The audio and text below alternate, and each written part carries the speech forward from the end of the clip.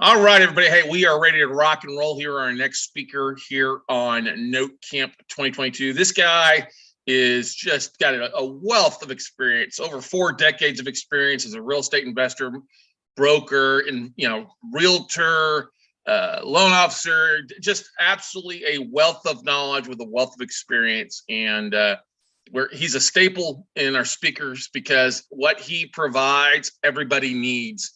And no matter whether you're experienced or you're brand new, you're going to want to take some notes and make sure you write down his website and how to reach out and hold them. Because at some point when you're making offers, you need due diligence. So we're honored and always privileged to have the man, the myth, the due diligence wizard, as we like to say in a lot of cases, out there. The Rolodex so deep, it's deeper than the deepest part of the sea. So we're glad to have Mr. Dickie Baldwin from Baldwin Advisory Group join us here on Note Camp 22. What's going up, my friend? How's the weather in Montgomery, Texas this morning? I tell you what, it is gloomy, gloomy, gloomy and rainy outside, but it's a happy day inside. There you go. We were very surprised. We got a little rain last night. It was raining this morning for the first time in like 50 days. So glad we need it. Amen to that. So, Dickie, I'll let you roll with it, and then I'll jump on in a couple minutes here fielding questions, but I'll let you kind of roll with your stuff. How's that work all right for you? You want to share your screen and share your slides? Absolutely. Everybody, hello, Dickie Baldwin with Baldwin Advisory Group. Really want to thank Scott for inviting me to come and talk with you guys.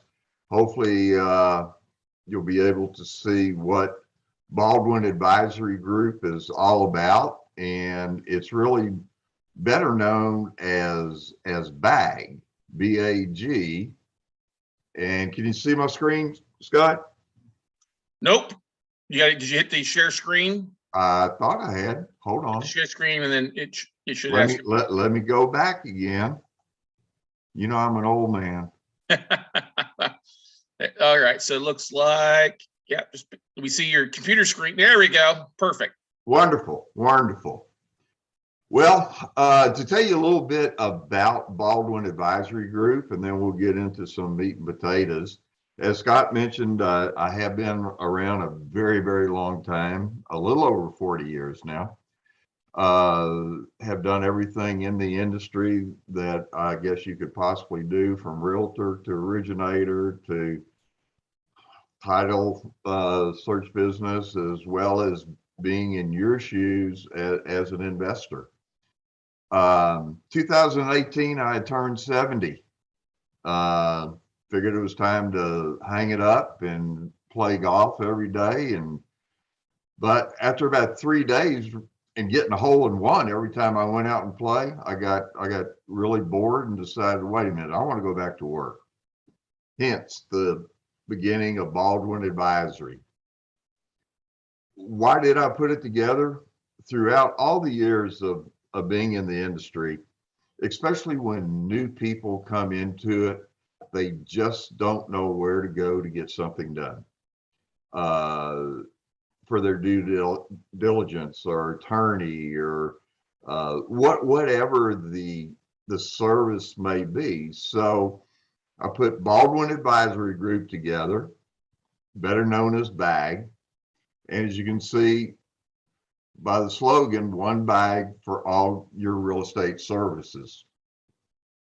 So with that being said, I went to the different vendors that I've worked with throughout the years and put together a network to where you, as the investor, don't have to get on the internet and try and find all of the different entities and services that you're going to need before and even after you purchase your real estate investment. I know we're talking an awful lot about notes today. So what is the most important thing that you need to do when you buy your first or buy a distressed asset? Is due diligence. And what is due diligence? Well, in most of the world, it's getting a valuation on the property. And running a title search to make sure that there's no taxes, liens, judgments, etc., against the property. Those are the two main things that are in front of the due diligence. And let me go and show you, for instance, I mentioned BPO. What is a BPO? A BPO is a broker price opinion. And for you experienced investors that are on here, please, if you've got any input about any of the products or services, please, for the new folks that are coming in, this broker price opinion is where you determine the value of the property. So instead of getting on the internet, trying to find a realtor to go out and do a BPO for you, I have put together a system to where you can order the BPO through me, and I have third-party vendors that have vetted agents all across the country that can do both residential and commercial valuations. So let's talk a little bit about what the broker price opinion is. When the report is ordered, it is assigned to an agent that will go out and take pictures of the subject. So one of the things I want to let everybody know about, when an agent goes out to take these pictures and get a valuation, they are pretty well instructed, do not trespass. The agent is not going to be able to go look in the windows and go in the backyard because in today's times, we have had some agents that have had guns pulled on them. And for the little bit of money that the agents are paid to do this product, it's for their own safety. So I just want to emphasize that to everybody. What is the BPO? Okay, they have gone out and they've taken the picture. How do they determine the as-is value and then the after repaired value? Now, keeping in mind that this is an exterior BPO, and so when they go out and do this picture, then they get back into the office and they will find 3 comparable sales, hopefully within the neighborhood. And the things that you need to be looking for when you get in most cases, the agent's name is listed in the company. It'll talk about general market conditions, the subject marketability, and then get into the comparables. Now, like this particular one, the things that you need to look at are how close is the comparables to the subject. They try and get no further than a half a mile, if at all possible. Sometimes in a neighborhood that is just not able to happen though. So there's the distance from the subject, and then here's a breakdown of the subject, listing the square footage, the total number of rooms, baths, bedrooms, etc. And then these are 3 comparable comps to the subject. Then they also will come up and get 3 current listings, hopefully within the neighborhood. Now, there are times that they have to go out a mile, 2 miles, 3 miles, 4 miles, that there's things just aren't available. But even on the listings, you'll still have the distance, and the actual comparables to the subject property. With this information, they will then generate an as-is value and a 30-day quick sale. And then if they see any visible exterior damages, then they will adjust the as-is to the after repair value, keeping in mind that the agents are not contractors, but in their experience, and that's one of the things that the third-party vendors try and do, are get vetted agents that understand what a BPO does. With that, in the report, there's the location map, then the overhead map, and then these are the different pictures they've been able to take. Now, I said that they don't go on the side of the house. Well, this one happens to be on a corner, so they were able to do a really, really good job. But you have your front views, your side views, your street views, street signs, and then these are the comparables that are listed, the sales as well as the listings. So you can see what they actually look like, what it's being compared to. So this is an exterior BPO. In the note industry, it's very, very uncommon to be able to do an interior BPO. But if you ever do have access, either through a lockbox or a point of contact, we can then go in and do an interior BPO, which a lot of times will definitely help on the value, because keeping in mind on the exterior, nobody knows what the inside looks like. Scott, any questions on this? Let's see here. Chat roll here. You know, Sam always asks the question, how accurate is the BPO, and how much can sellers fudge on BPOs?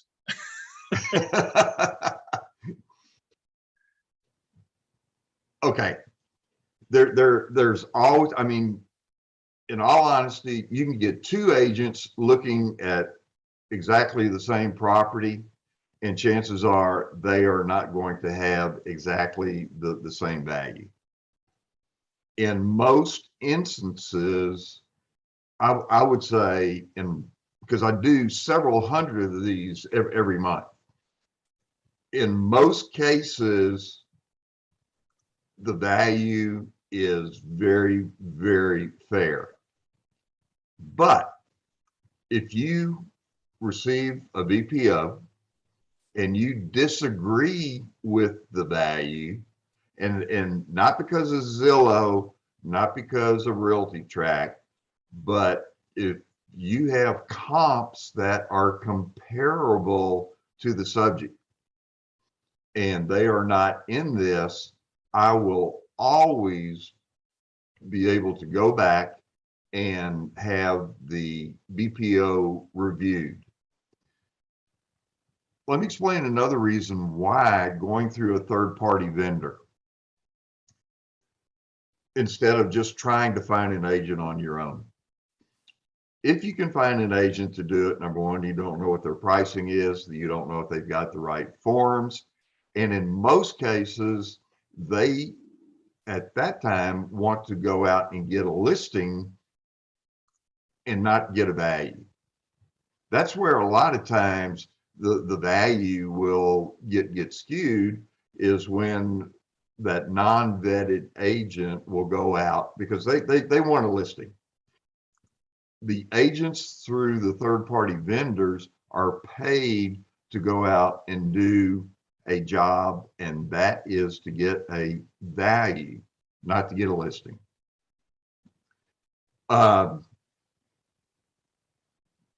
once the report is completed, the other advantage to the third party system is it goes into a quality control. If for some reason that quality control does not agree with what the agent has come up with, they will send it back for revisions. So I always like to say you've got an extra set of eyes. That makes a lot of sense. Yeah. What's a price point on an exterior versus an interior BPO cost these days? In most cases, as long as it's not rural, an exterior BPO is $100. If for some reason there's limited agents or it's rural and drive time, then there are some additional fees. It could be cost 105, 110, 115 in that arena. An interior, same concept, it's typically 130 unless it's rural. And the normal turn time on a BPO is 3 to 5 business days. Cool. We got another question here for you. David asks, what's the difference between as is value and 30-day value? Okay, you'll see here the estimated sale price.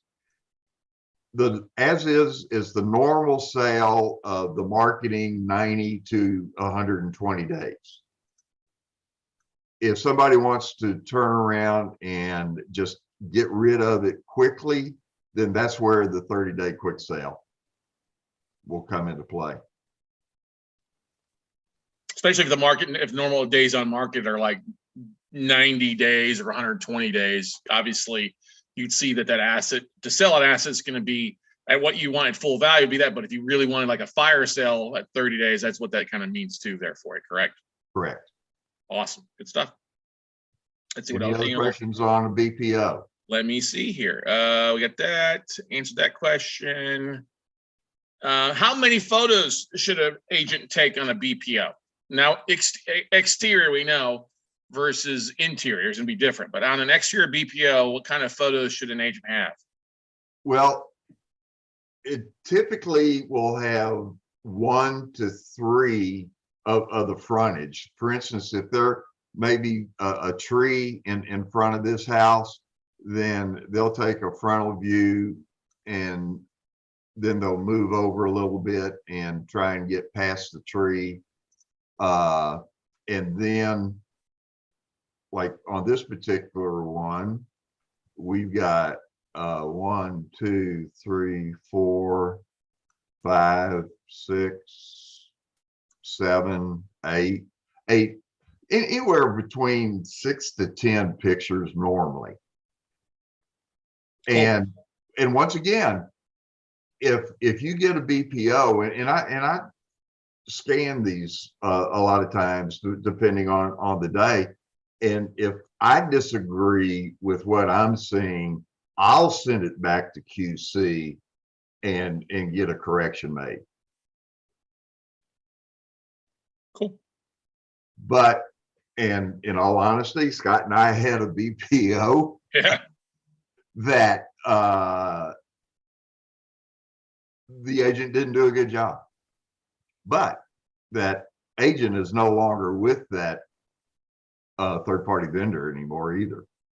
And what happened was, I mean, it just the pictures just weren't clear. Yeah. Well, you always hope that the agent will get out of the car. Yeah. Well, and depending on their neighborhood and their comfort level, but most of them do get out of their car. Right. No, they totally do. And the one that we said, like, this is an empty property. There's nothing harm in the neighborhood. Get out and take some photos. Yeah. that was a lazy agent. But it was, and you'll run into that occasionally every once in a while. But we took care of it. Yeah, exactly. Yeah. What happens if you buy a note, or you're getting ready to purchase a note, and you're okay with the value from the Zillows or the realty tracks, or somebody has told you what the market values are in that particular neighborhood, or the spread between what you're going to be paying for that note and what the unpaid balance are. There's a big spread. What if you want to know, well, what am I buying? But I don't want to do a BPO. Well, we have a product called a property condition report. And let me explain the pictures on this real quick, and I failed to do that in the beginning. This particular subject property is from a client that purchased this property like 8 months before. And he went through and did the normal due diligence where he got a BPO and a title search. He then, about 8 months later, was selling a partial. And so we went out and did what's called a property condition report. Now, a property condition report will go out and take pictures, and then there's a string of questions. Is the property visible? Does it appear to be occupied? Let me backtrack once again. Even on the BPO, it asks if the property appears to be vacant or occupied, keeping in mind that the agents do not go up and look in the windows. But if there's chairs on the porch or flowers hanging from the on the patio, or a flag hanging, then they can pretty well tell it's going to be occupied. Right. But it's not in stone that it's going to be occupied or vacant, once again, because they're not approaching. If you ever do run into a situation where you definitely have to know, then there's a service called door knocking, which we'll get into later. But this is a property update information, just asking basic questions about the property as well as the neighborhood. And then here's a slew of pictures that they're able to take on the subject. Now, the difference between the property condition report and the BPO is, on the PCR, there are no comps and there's no values given. And this product is also very, very appetizing to people that have existing portfolios. Even though they may be receiving payments like clockwork, I've got clients about every 6 months order a property condition report just to see the exterior condition of the property. And as I say, the PCR, a picture is worth 1,000 words. So this is another great product, and it typically runs around $45. David did ask a question. We got a question here from David. He did ask, I missed this. What's the difference between, when you look at the BPO, it's an estimated price versus suggested sales price. What was the difference in those two?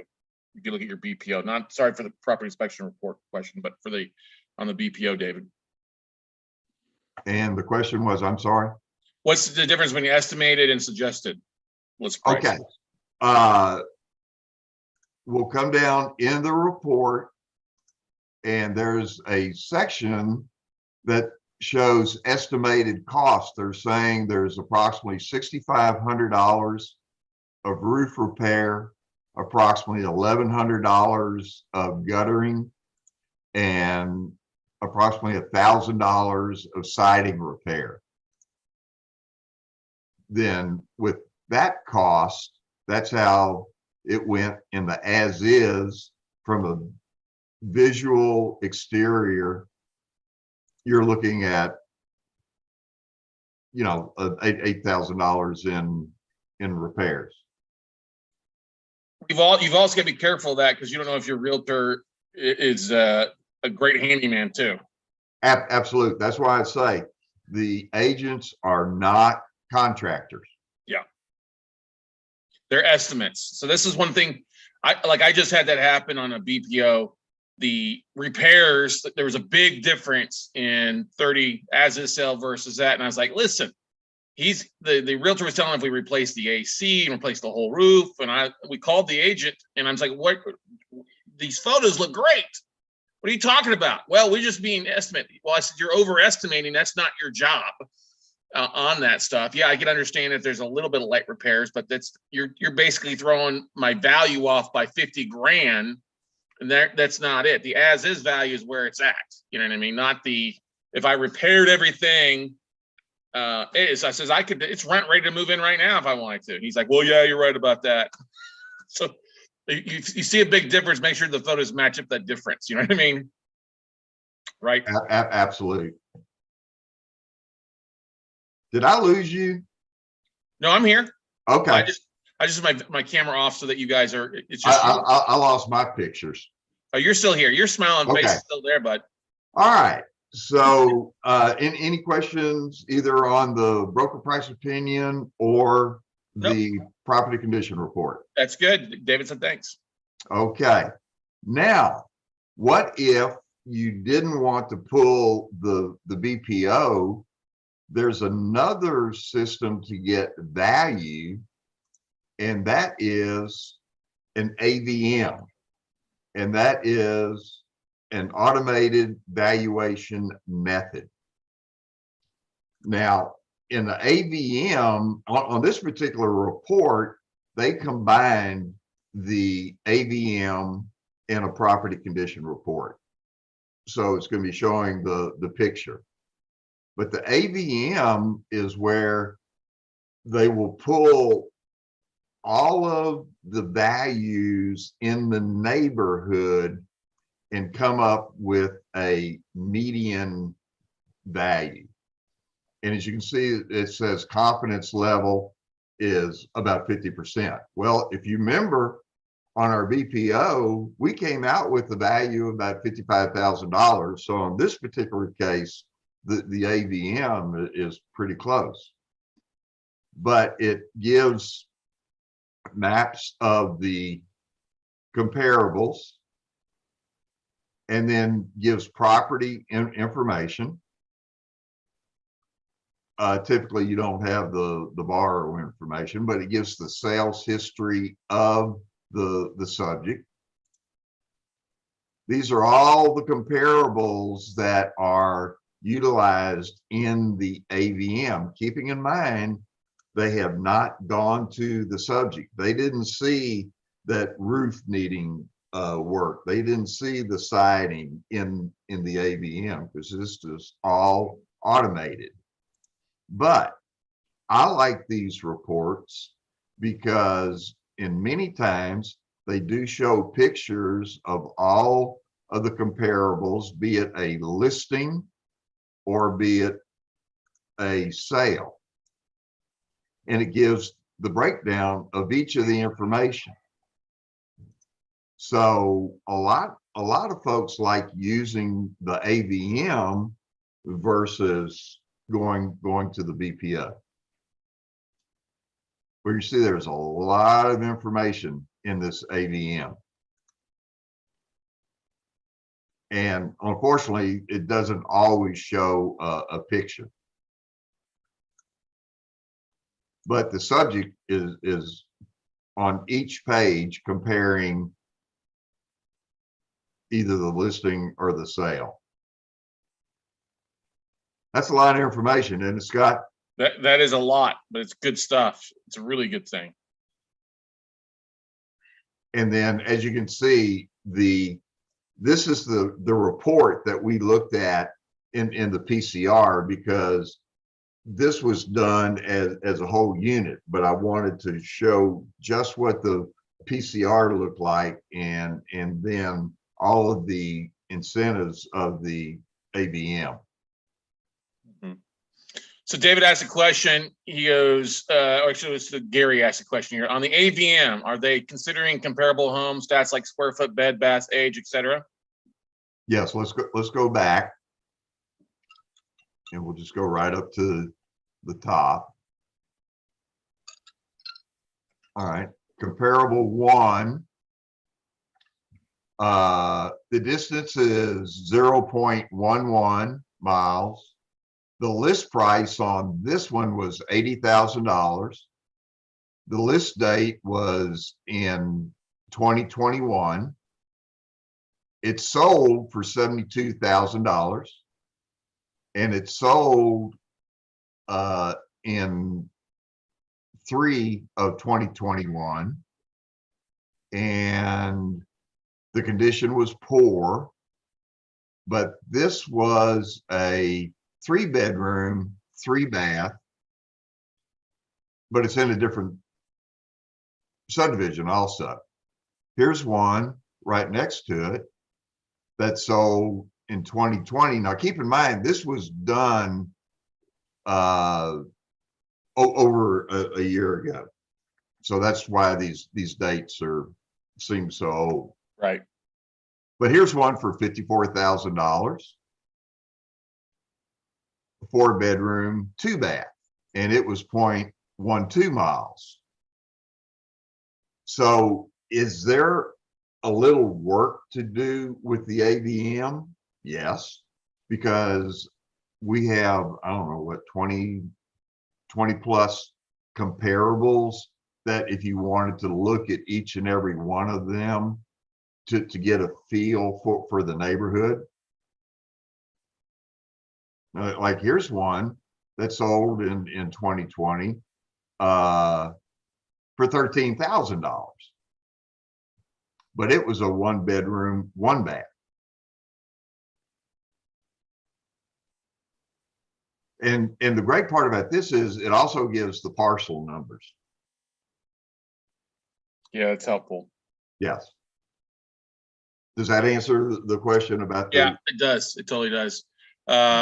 David asked a question, but if you only use an AVM, you still need to have someone drive by the house to verify that the house is there, right? I would highly recommend it. Yes. Well, that's the thing. I mean, yeah, having somebody drive by, but here's the thing: with an AVM, you would use an AVM.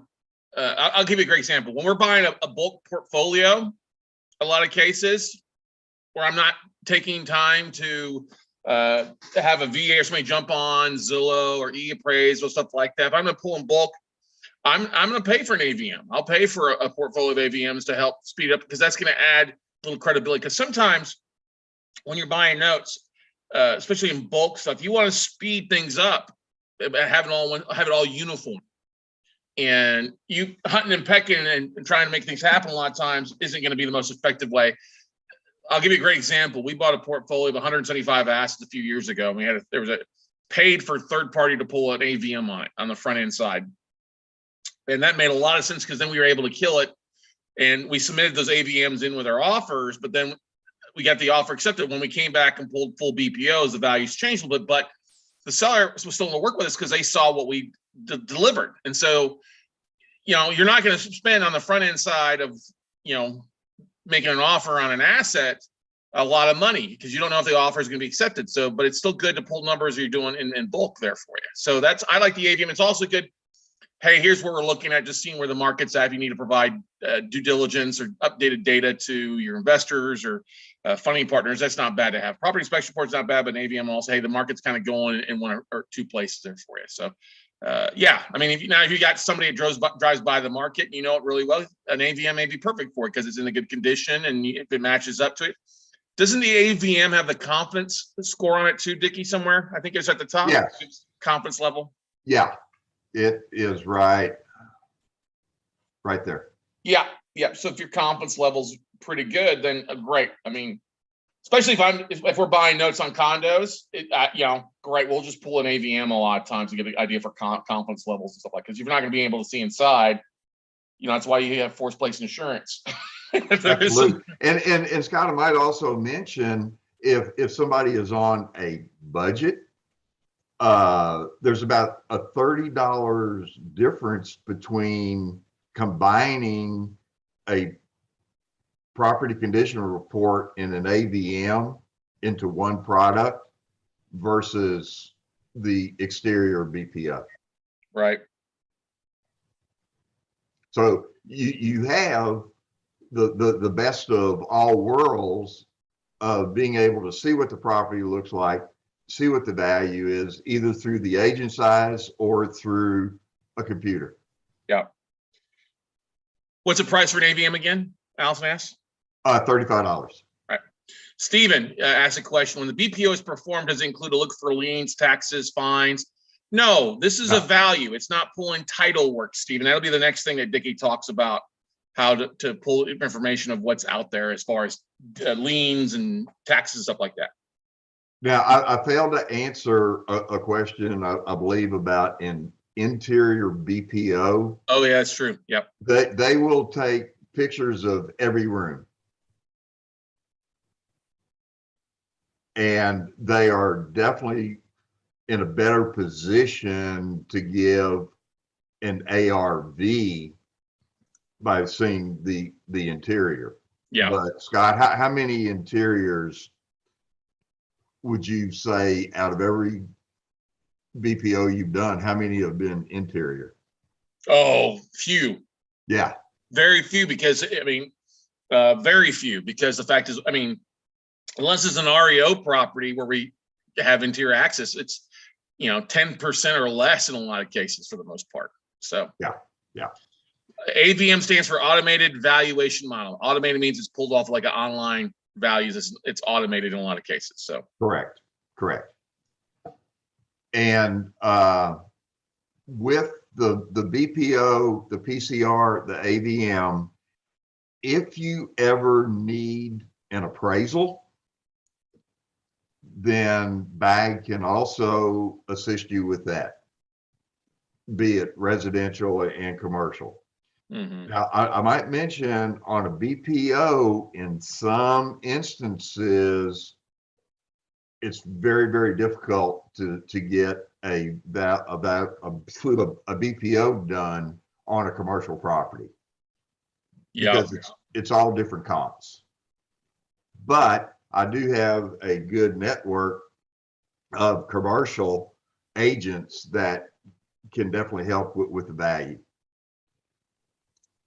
But if you do, a lot of times I get land and people want appraisals done. Like I just recently did some acreage in Texas, but the appraisal was like $3,000. So it's definitely more expensive to get an appraisal than a BPO. And the pricing for residents will generally, in today's market, will range $350 on up. And then commercial can get quite more expensive. Any more questions on valuations? Let's see here. I don't think so. I think we answered basically everything. That's good. We answered that. Yep, that's good. Got a fan. Ravel Carter says, "Hey, Dickie, everybody trust you use BAG. You're in good hands. His response time is bananas, and that's a compliment from a fan. Ravel Carter there for you, Dickie. Thank you, guys. All right. What is the? Oh my gosh! What in the world? Oh, I forgot to mention. Baldwin Advisory Group was nominated and won the best BPO valuation service in the note industry. I just thought I'd throw that in. 2 years in a row. There you go. All right. What is the next thing that we need to do in our due diligence? And that's to get a title search, title report. in a title search is where it can be done online, and it's also done by field abstractors. And what happens is the third-party vendors, when I say online, they have subscriptions to the data that they can retrieve on recorded information. A lot of times it is not available to the general public. The subscriptions go in deeper. Of course, everybody tries to do as much online stuff as possible, but there's some areas that are still so antiquated, they use carbon paper on things. So you have to have a field abstractor go in and pull the information. But what is a title search? That is anything that is recorded against the property. And it could be a current owner search, a two owner search, or a full search. And what's the difference? It used to be back in the old days, a current owner search, or better known as O&E, you're going to hear that term, owner and encumbrances, is a current owner search. And Scott, correct me if I'm wrong on this, but my opinion on a title search is if you've got a performing note that hasn't changed hands multiple times, in most instances, a current owner search is sufficient. Yeah, totally. I'm sorry, go on. I was just simply say, yeah, I agree with that. I mean, if it's been performing for years, you don't need to go back to the previous owner. Now, if it's a non-performing, yeah, you definitely want to check it. And especially if you're checking the tax appraisal and the names don't match up, you should definitely do a two owner search, not just a current owner search, for sure. I am so glad that you said name, because we are seeing more and more where I'm asking for the borrower's name when somebody places an order to go along with the address. Yeah. Because there are times that something is recorded under the individual's name that doesn't show up under the address, but it's tied to the address. Well, and you have that in subject to deals where people are distressed and it'll deed the property over to an investment company. I mean, and the name that matches on the note doesn't match up with the tax appraisal or the the assessor's office, and you need to see what's going on there to pull a two owner search versus just the most owner one, because there still may be liens tied to that previous borrower who deeded the property over. Absolutely. So I'm glad Mr. Pro agrees, because it's always I mean, my goal, guys, is to save you as much money as possible on your due diligence. But let me emphasize, if you don't do the due diligence and you don't want to spend a couple of $100s to get the necessities taken care of, that could literally cost you thousands of dollars. Right, Scott? Amen to that, brother. Yeah, I mean, your due diligence, when you go under contracts and you're using other people's money, it makes sense to pay for these things. You'd be surprised how many people, I didn't order a title report. Well, like, how the hell you're playing Russian roulette with somebody else's money? If it's your own money, you should be doing this stuff. This is how you make sure that you have the right to foreclose, or that something doesn't screw your stuff up. If you're expecting a fast sale and he drags you out 6 months to get some things done, that affects your ROI pretty dramatically. So these things are designed to make sure invest. And I would rather spend the cost for a two owner search and a BPO. If I got to lose $250 and kill the deal, it's $250 against me spending $50,000 in a bad investment. Absolutely. Amen. The current owner, the two owner basically goes further back into deed history. And then the full search better known as a 30, 40, 60 year search. Very, very seldom will you ever get into that. Yeah.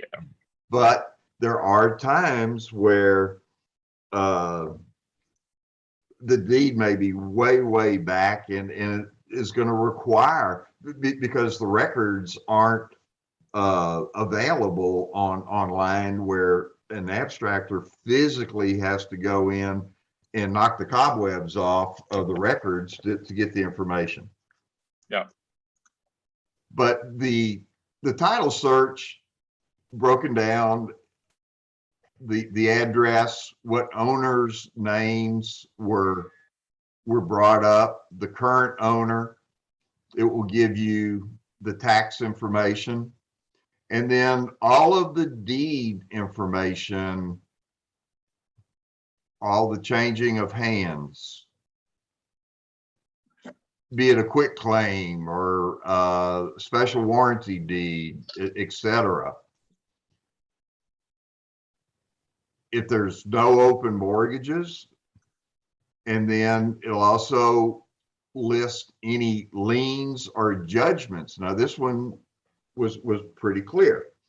This is the same report that the client ran when he ran the BPO. He also ran this title search on that property that we did the BPO on. But then there'll be a breakdown in assignments, which are things that you have to look at. And then here's just a quick overview of the tax notes. For instance, all priors are paid 2019 or paid 20 taxes will be mailed on 4/1/21. So any information that is readily available will either be on the report or on this. I like this little summary, and my vendors designed this for me just for a quick reference. Right, they're great. And then these are the tax statements and description of the house, and these are all public records. And here's another thing that they put together for me, and this is a breakdown of instrument numbers, the deeds, and the years. This is also a quick reference. And I'm not going to go all the way through this title report because there's 180 pages on this title search. Well, and a lot of those pages are, it's just, they're sharing what they pulled up on county records, what's been filed. So you'll have, if it's, going back 30 years, you're going to have every quick claim deed, every copy of the mortgage has been filed, copy of the mortgage, the note, all that stuff will be on there. So that's part of what it is pulling that information and seeing what's been filed at the county. But it is all crucial information. Yes. Yeah, exactly. But quickly we can go down through and it just goes on and on and on. Any questions about a title search? Let's see here. Nope, not right now. Good stuff. All right. What happens if you're cost for your title report? A current owner search typically is $85, and the two owner search typically is $100. If there's ever an additional fee due to abstractor, which a lot of times will happen, I will let you know before I send the abstractor out to do it. But when I talk additional fees, a lot of times it may be 10, 15 bucks. Let me mention real quick on the taxes. There's 4 states that you really, really need to be cautious on, and that's Pennsylvania, Massachusetts, New York, and New Jersey, and more are coming online.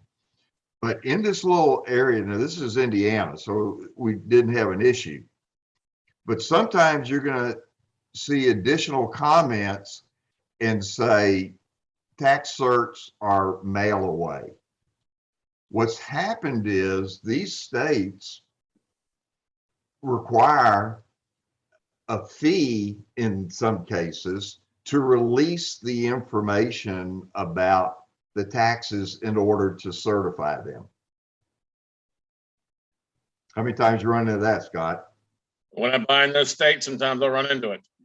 I don't buy a lot in Pennsylvania, but I do have it. I have run into that before. I mean, you're seeing it more so like some states like Michigan and others are starting to charge to just pull information. So it's a cost of doing business. Absolute. Baltimore has started charging also, but the four main states are, and we've got the ability to mail in, and what happens is there's a charge to mail, and then it's called hard cost, and that's whatever the county, city, and a lot of times you gotta be real careful because you got city taxes, school taxes, etc. You need all that information. As an example, in Pennsylvania, there's some counties to where it's only like between $5 to $30. You go to Allegheny County, it can run several $100s. But once again, that's the cost of doing the business. The key word was tax certs, to certify that those are the correct taxes. Because a lot of times in those states, what may show online is not accurate. Why it's always best to, that's why trust but verify. This is verifying what you see is accurate online. Absolutely. And Scott, so many times people say, well, gee, I can go down to the courthouse and pull all this stuff. Sure you can. Here's the thing. Your time is worth so much more to do something else and let the experts do the expertise stuff. If you try to be a jack of all trades, you will be a master of none. And all it takes is for you to miss one thing on one deal to screw up a deal to make it worthwhile to have somebody else do it. Well, and I had a client say, I love you, but I'm going to go do it. He made 3 trips to the courthouse because he kept on missing stuff. Well, that's the thing, is it's your time is worth more valuable than anything else. If you focus on doing $15 activities an hour, you'll have a $15 an hour bank account. If you focus on doing smart things and delegating things, you'll have a much higher, much more larger bank account. Absolutely. So that pretty well covers the title search. Now, let's say that you're buying a note, and in the collateral package, there's the previous or the current seller has an O&E or a title search in the file that is less than a year old. Well, I have the ability that I can do what's called an update. And what will happen is they will search anything that has happened since the last date of the O&E. Now, when you get past a year, pretty much all bets are off. You need to get a new O&E report. Yep. But if you're 6 months to it used to be a solid year, and there's some places now that's even coming back to about 6 months. But an update, you're looking at $35. Cheap. But in the information, you can see there was a recording done after the original title search was run. But then here, once again, is a breakdown of all of the documents that created the update. So it's another great tool. And once again, this is the same client that sold this is a partial. And so he updated his original O&E and put that information in the partial package. Any questions on that? Let's see here. Do you also do commercial property pools? You know, Yes. O&E. Yes, he does. Yes. Exactly. And that is definitely a quoted number because it's a lot more intense. Yeah. And then Gary asked, if you're buying a house, do you recommend a full title search and what this costs? So yeah, if you're going to go, yes, if you're going to buy a property, you're going to buy a single family home. Yes, the title company, the lender is going to require a full title search. That's different than buying a note where you're not buying the property. You're buying the debt. Okay. So it's a different aspect of that, Gary. David asked a question. So if the info is inaccurate online, can the agent you're working with still get the accurate info? Yes, because they're going directly to these companies. You got to realize websites are only good if you've got people to update the websites, right, Dickie? Absolute. Not everything gets uploaded all the time. And that's the thing is, oftentimes with O&E and title reports, stuff like that, they're pulling from a variety of different websites, taxes and title there for you. So yes, you're still going to, what do they call them? Title plants, basically is what a title company calls them. Title plants. Yeah, exactly. So yeah. And O&E means ownership and encumbrance. And it's, keep in mind, it's recorded information. Yeah. Now there are some things, and I'm going to show you a couple of other little products when it comes to taxes that are available. But I also want to mention that I don't have samples of them right here, but I can also, in many areas, you need water, sewer, code, and municipal searches, because in some areas, and Scott's more familiar with what cities are involved in that, but the water and utilities can cause a nightmare to a note investor. Yeah, and there's cities out there too, like especially Chicago and Baltimore.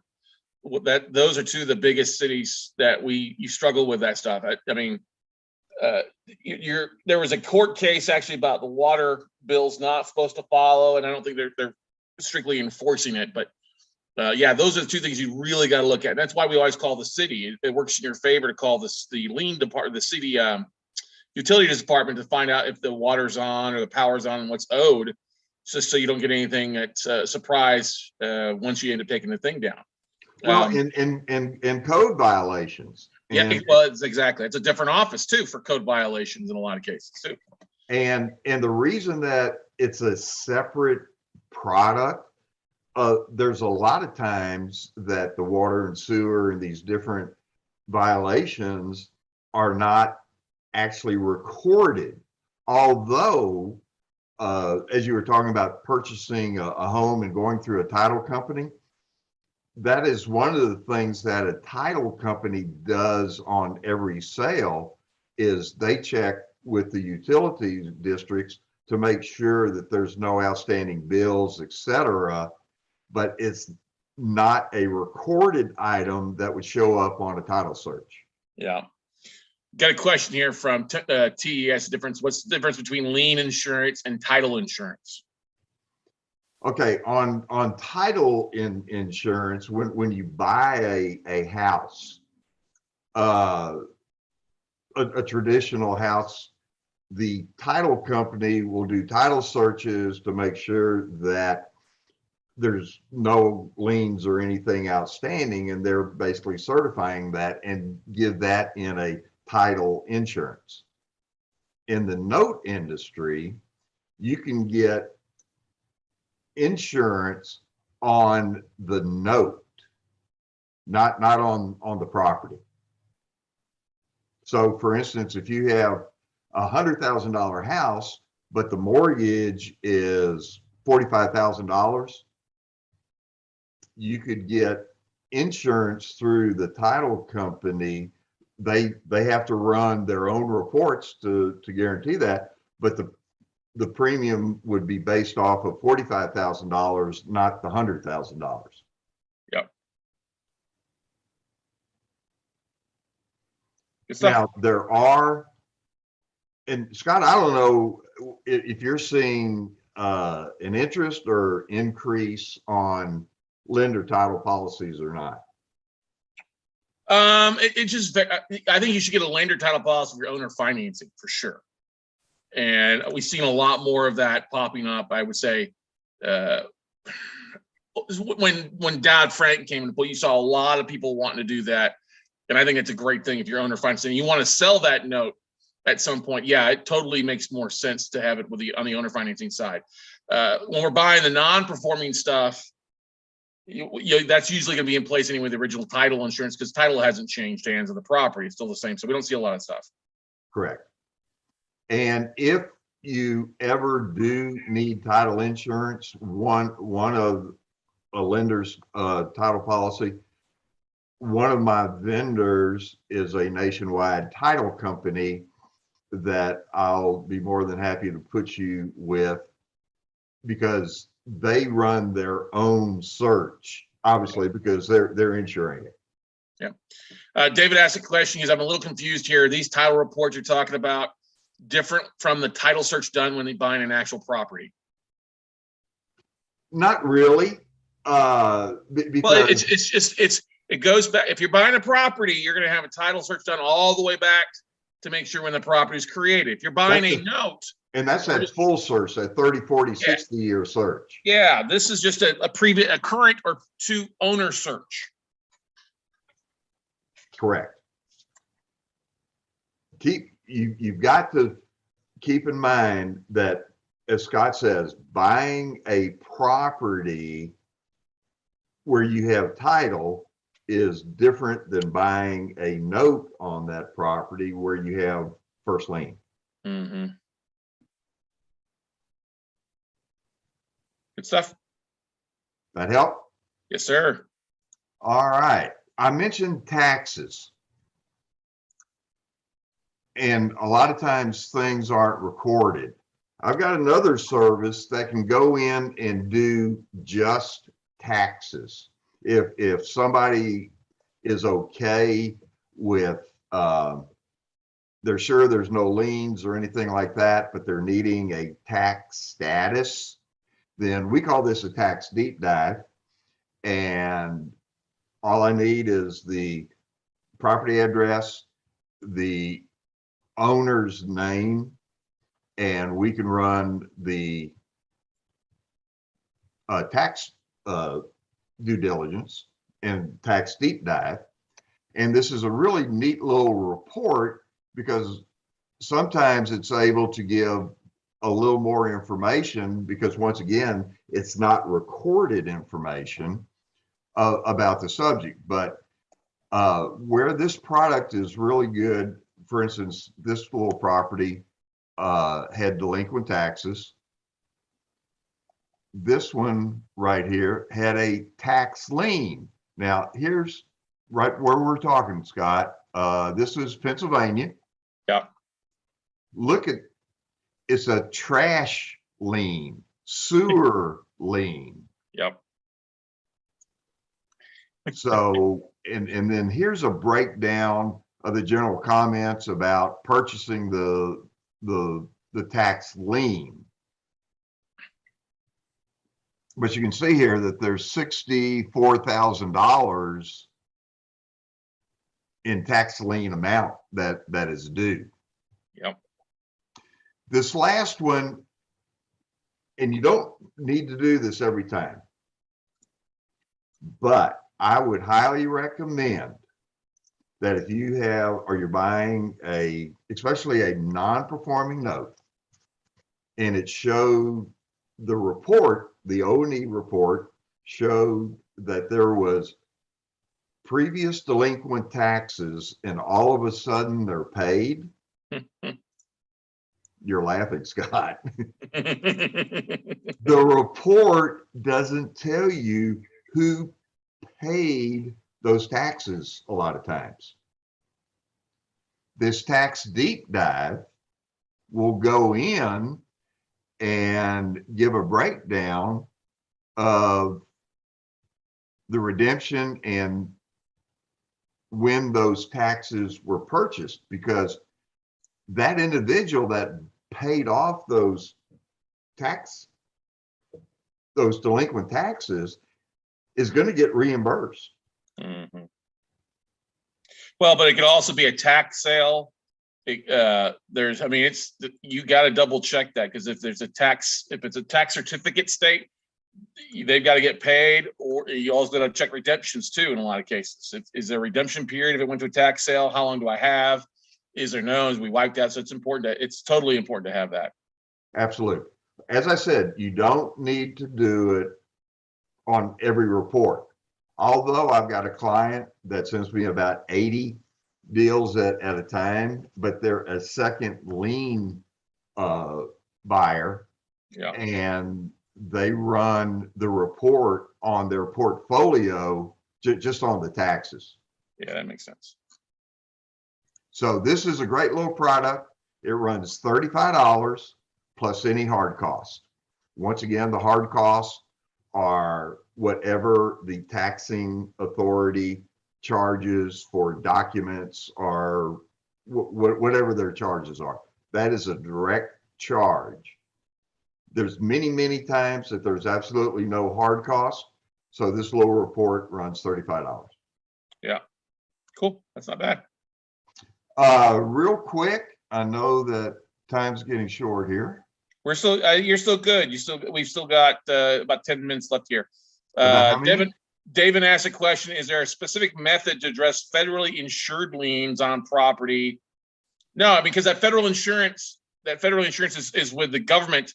That's not going to affect the title and stuff like that. So there's not that's paid by Fannie into the, and you guys aren't going to be buying federally insured Freddie Mac and things like that at all. You're just not going to be buying, because they're not going to sell them at a big discount, because there is that federal insurance on it. So you're not going to be seeing that kind of stuff, David, for the most part. All right. Quickly, once again, if you need to reach me, my phone number is 936-447-4170. Email dbaldwin@baldwinadvisorygroup.com.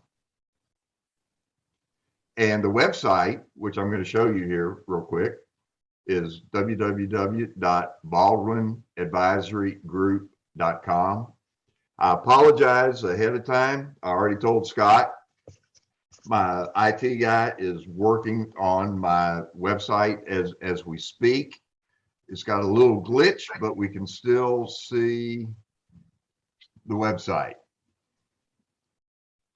And the reason I wanted to show you this, now we've talked the basics, the due diligence on when you purchase a note. But what about all the stuff afterwards? What if you need a door knock? What if you have this note and you don't know if the property is vacant or not? I've got a service where we can physically go up to the door. In most cases, these are armed individuals. They can even carry documents that you want delivered to the possible occupant. We run into situations all the time, and I'm sure you have too, Scott, where somebody owns the house, but the son's living in there because the parents aren't around anymore, or there could be squatters. But what if the property is vacant? Then you're going to need to secure the property. Well, I can help you there. I can change door locks. I can clean empty houses out. In fact, I'm doing 5 cleanouts right now for a client in California. Nice. If you have a note and it's in the north and the property is vacant, you need to get that winterized. Yeah. I can help you now. Tomorrow morning, we're cutting grass in Sedell, Illinois. So all of those are called property preservations. And we'll get down to it real quick. On the website, if you want to, there's an order form okay. JD's still working on it. There is an order form. That's not it. For a BPO or the property condition report, each one of these different services, there is an order form. I would much rather have you email me if you need something, and let's start an email chain on it. But if you need a BPO, if you need a title search, this, Scott's mentioning buying and selling of the notes. This has a form in it, which I really want everybody to take a look at, because I have a lot of sellers that ask me to help them sell their properties. And so this form, it doesn't cost anything. You date it, give me your contact info. You let me know if you're a buyer or a seller. Are you a private or institutional? Are you looking for notes? If you want notes, you want performing, non-performing, contract for deed, residential, commercial, bulk, individual. What states do you want? Any comments that you want to make? If you are dealing in REOs, are you looking for REOs? Yes or no? What type are you looking for? And comments, and you hit that submit, and it comes to me. Let me give you an example. Scott fills the form out as a buyer. He wants a non-performing note in Idaho. One of my sellers that's selling some assets has a non-performing note in Idaho. I simply put Scott directly with that seller.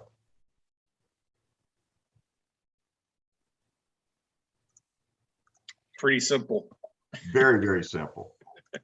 If you, as an investor, have assets to sell, if you haven't been able to sell them, let me know, because I've got several thousand people that have completed this form that are looking for inventory.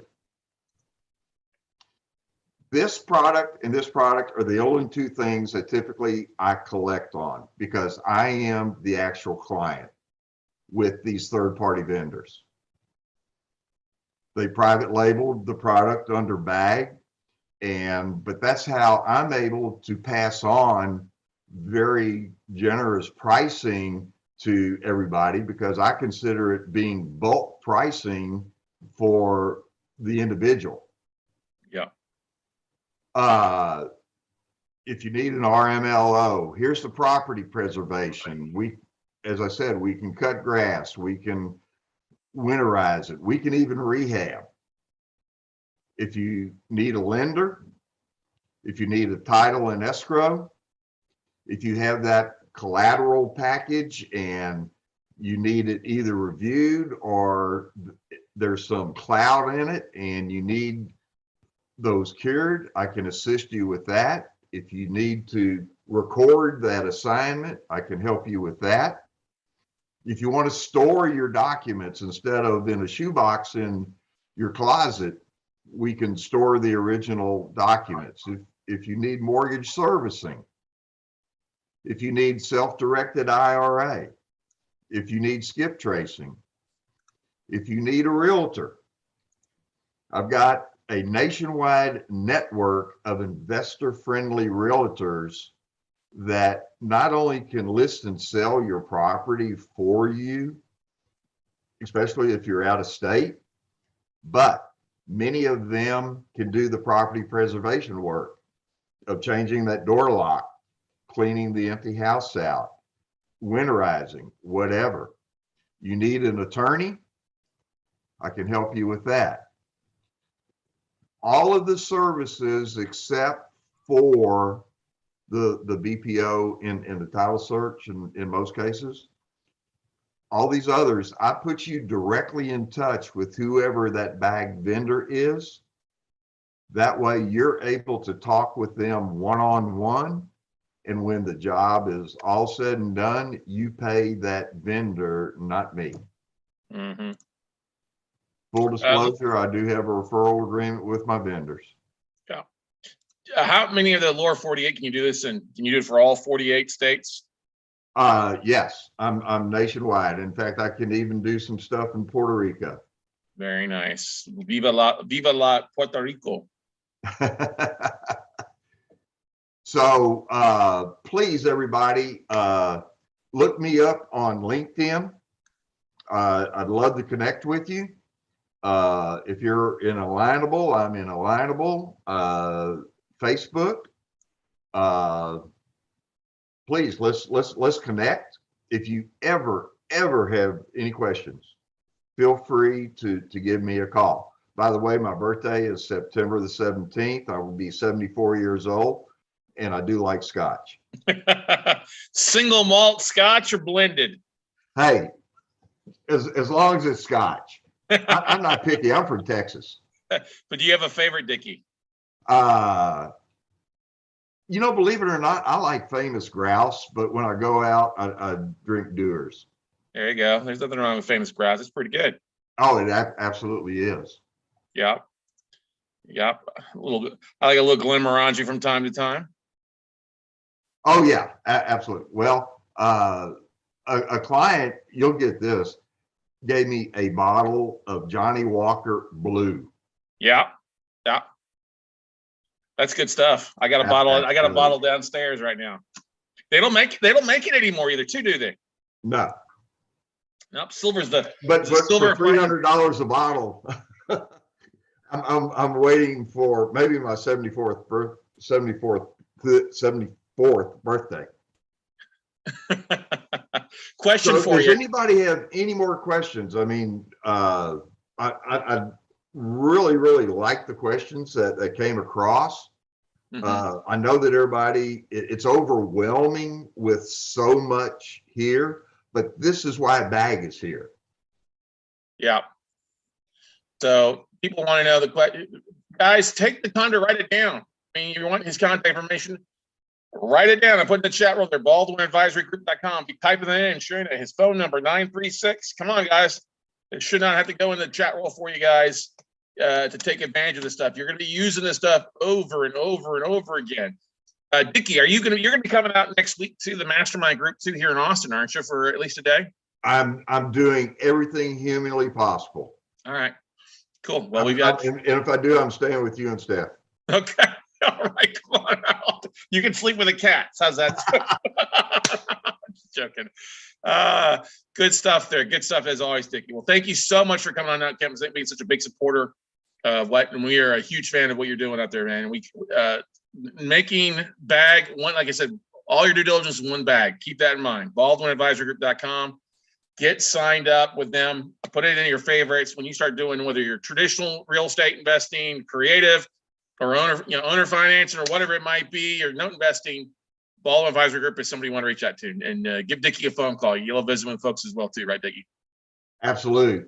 Guys, you have a great day. Learn as much as you can. You've got the king at the helm, and glad to be part of it.